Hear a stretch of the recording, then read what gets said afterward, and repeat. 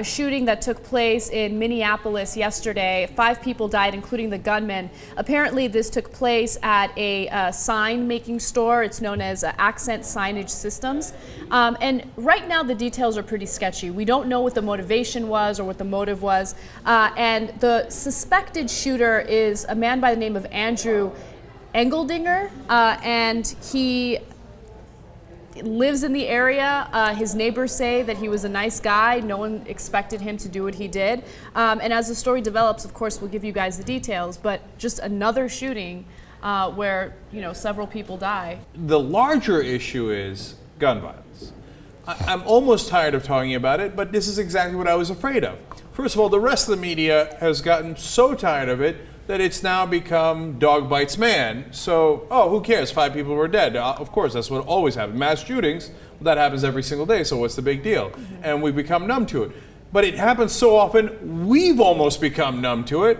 Like, we've just got to accept it as a way of life now. We're just constantly terrorized by gun violence. It could happen to anyone at any time, and you and your family can be murdered. So, let's just move on with our lives and not do a damn thing about it. That's the reality in America.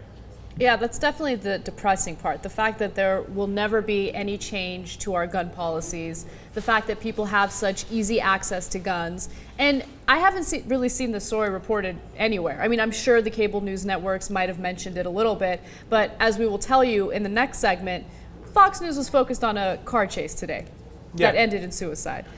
And look, to be fair to them, it happens all the time. So, but if 20 years ago there was 5 people dead in a office shooting, that would have been gigantic news. 10 years ago, I still think it would have been big news. It might have been big news a year ago. They're now so frequent that we're like ho-hum.